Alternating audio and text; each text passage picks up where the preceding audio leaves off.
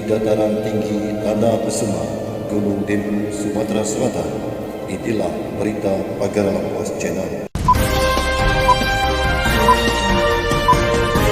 Assalamualaikum warahmatullahi wabarakatuh. Berita Pagaralam hari ini bersama saya Mbak Dwi dan Mbak Cepi di Pagaralam Pos Channel. Mbak Cepi, untuk hari ini ada berita apa saja? Tentunya banyak sekali berita Pagaralam hari ini. Salah satunya, produksi padi di wilayah Kota Pagaralam sepanjang tahun 2020 alami penurunan. Hal ini disebabkan diantaranya dampak perubahan iklim. Berikut liputannya. Produksi padi di wilayah Kota Pagaralam alami penurunan. Hal ini diakui Kepala Dinas Pertanian Kota Pagaralam, Gunsono Mikson SEMM melalui Kabid Tanaman Pangan, Sulhadi SP. Dirinya mengakui hal ini disebabkan oleh beberapa faktor. Juga alami penurunan luas lahan baku sawah. Menurut ATR garing BPN hingga berdampak terhadap target produksi 2020. Sulhadi menyebutkan jika areal sawah di wilayah Kota Pagaralam mencapai 3.000 hektar lebih.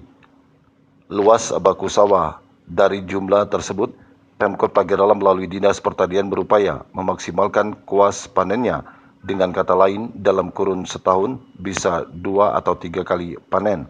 Jika dibanding produksi GKV pada tahun lalu, memang terjadi penurunan produksi beras atau gabah kering giling.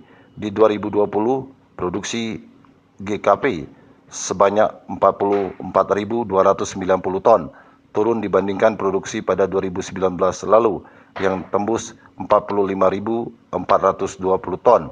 Jika dikaitkan dengan RI, masuk daftar tingkat kelaparan cukup serius. Tidak demikian di Kota Pagaralam. Namun hal ini tidak berpengaruh terhadap ketersediaan pangan di Kota Pagaralam. Belum lagi program-program di sektor pertanian jadi fokus wali kota sekarang, seperti bantuan benih padi hingga bantuan alsintan kepada kelompok tani yang belum lama ini telah kita bagikan. Edo, Pagaralam Pos Channel. Berita selanjutnya, dalam kurun waktu 1 dasawarsa, penduduk Kota Pagaralam menunjukkan angka penambahan cukup signifikan, mencapai 17.663 jiwa. Ini tayangannya. Dalam kurun waktu 1 dasawarsa atau 10 tahun, jumlah penduduk Kota Pagaralam menunjukkan angka penambahan cukup signifikan. Melalui data sensus penduduk 10 tahun sekali digelar, bertambah mencapai 17.663 jiwa. Angka tersebut berdasarkan sensus penduduk berdasarkan domisili. Ungkap Kepala Badan Pusat Statistik Kota Pagaralam, Dedi Falevi MSI, didampingi Kasih Integrasi Pengolahan dan Diseminasi Statistik Fry Nadik. Pada SP 2020 lalu, kata Dedi, sebanyak 143.844 jiwa penduduk Kota Pagaralam dengan rincian 73.715 jiwa penduduk laki-laki dan 70.129 jiwa perempuan. Sedangkan di 2010 lalu, dari 126.181 jiwa terdiri dari 64.852 jiwa laki-laki dan 61.329 jiwa perempuan. Ia mengatakan dilihat dari sisi distribusi penduduk, jumlah penduduk Kota Pagaralam berkontribusi sebesar 1,70% terhadap total keseluruhan penduduk Provinsi Sumatera Selatan. Sambungnya, jika dilihat dari rasio jenis kelamin RJK, nilai RJK Kota Pagaralam 105,1 berada di atas nilai RJK Provinsi Sumatera Selatan 104. Ia menyebutkan dari segi perencanaan data hasil sensus ini biasanya dijadikan dasar proyeksi jumlah penduduk di tahun yang akan datang. Edo, Pagaralam Pos Channel. Berita selanjutnya, warga Babat Toman, Kabupaten Muba mendapatkan bantuan benda rumah tidak layak huni dari Bupati Muba, Dodi Reza Alik Nurdin. Berikut liputannya. Senyum bahagia dan rasa haru tampak jelas dari raut wajah Zanima dan Parmanto, dua warga Babat Toman Kabupaten Musi Banyuasin ini. Salah satu di antaranya 30 warga prasejahtera yang mendapatkan bantuan benda rumah tidak layak huni dari Bupati Musi Banyuasin, Dr. Dodi Reza Alik Nurdin, Lik Ikon MBA.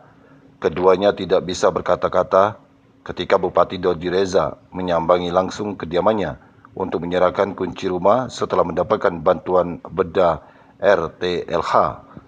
diungkapkan Zanima dan Parmanto.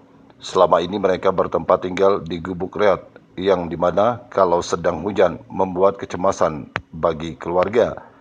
Bupati Mubah Dr. Dodi Reza Alikdurdin Alik Ikon MBA mengungkapkan alokasi anggaran untuk program bedah rumah RTLH di Mubah merupakan langkah nyata dan konkret untuk menekan angka kemiskinan. Lanjutnya, untuk di Kecamatan Babatoman direalisasikan untuk 30 rumah.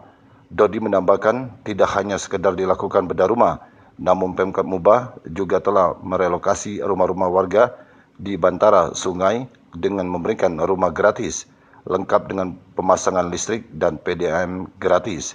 Edo, Pagar Alam Pos Channel. Berita terakhir Pagar Alam hari ini, masih merebaknya virus corona. Belajar tatap muka bagi pelajar di semua tingkatan di Kota Pagar Alam belum diizinkan. Ini tayangannya.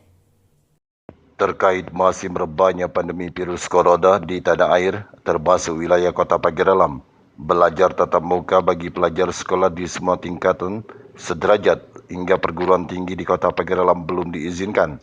Hal ini diungkapkan juru bicara Satuan Tugas Penanganan COVID-19 Kota Pagar Alam, Samsul Bahri.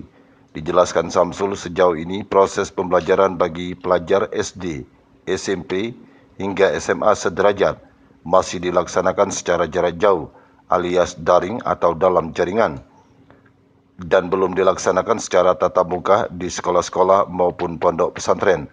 Lanjut Samsul, kita masih menunggu instruksi lebih lanjut pemerintah pusat terkait mekanisme pelaksanaan pembelajaran di tengah pandemi virus corona hingga menunggu kebijakan lebih lanjut.